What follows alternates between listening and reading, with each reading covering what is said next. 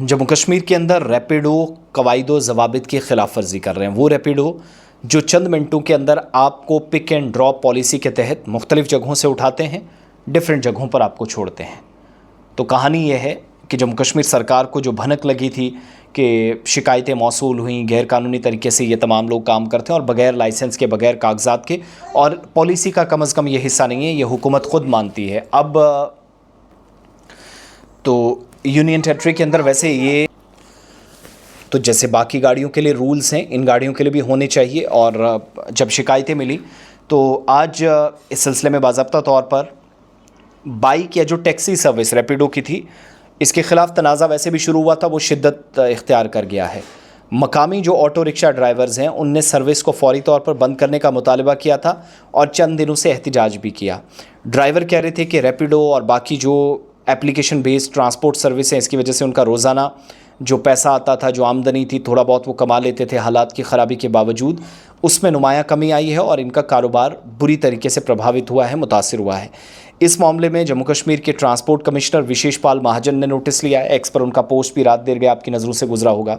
समाजी राब्ता website x पर उनने रद्दअमल ज़ाहिर करते हुए लिखा है कि रैपिडो जम्मू कश्मीर में ऑपरेट करने की इनको कोई इजाज़त नहीं है और सोशल मीडिया पर जो अपने बयान में लिख रहे हैं कि उन्हें रैपिडो की एक्टिविटीज़ या सरगर्मियों से मुतअद्दिद इनसे मुतल्लिक़ कई शिकायत मौसूल हुई हैं और ये सर्विस बग़ैर लाइसेंस के चलाई जा रही हैं। अब सिंपल सी बात है, हम लोगों को तो लगता है कि बहुत तेज़ पहुंचा देते हैं, टाइम पर पहुंचा देते हैं, कम पैसा है, पहली राइड फ्री है, लेकिन हादसा जब हुआ या होता है तो तब रैपिडो वाला आपको ना किसी तरह का इंश्योरेंस देगा, ना कोई क्लेम, ना किसी तरह की बात। ट्रांसपोर्ट कमिश्नर के मुताबिक जो भी शख्स इस सर्विस को इस्तेमाल कर रहा है या इसका हिस्सा बन रहा है, वो अपनी ज़िम्मेदारी पर ऐसा कर रहा है। मुतल्लिका अफसरान को इस गैरकानूनी सर्विस के ख़िलाफ़ कार्रवाई की डायरेक्शंस दी गई हैं। तो दूसरी तरफ प्रोटेस्ट करने वाले जो ऑटो ड्राइवर्स थे, वो कह रहे हैं कि कई बरसों से उनका रोज़गार मुतासिर हो रहा है।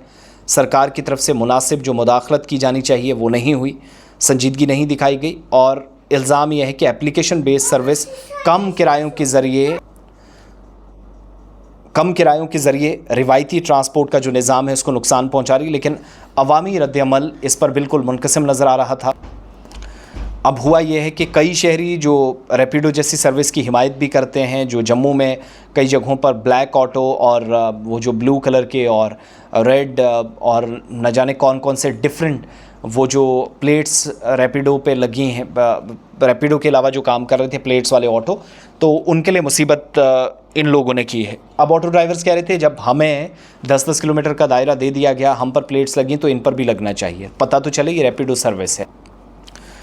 तो ये सहूलत बहुत तेज़ और आसानी से फ़राहम करती हैं, लेकिन जम्मू कश्मीर में इनको काम करने की इजाज़त नहीं है, ना कोई एग्रीमेंट है, ना कोई बात है। रूल्स रेगुलेशन सब के लिए हैं। तो बग़ैर लाइसेंस के कई लोग बाइक्स और टैक्सियाँ चलाते हैं। इस पर सख्ती से कार्रवाई की ज़रूरत है और होना भी चाहिए। कल हादसा होगा तो हम अथॉरिटीज़ को घेरेंगे। आज अथॉरिटीज़ जो कह रही हैं उसके साथ उठ खड़ा होने की ज़रूरत।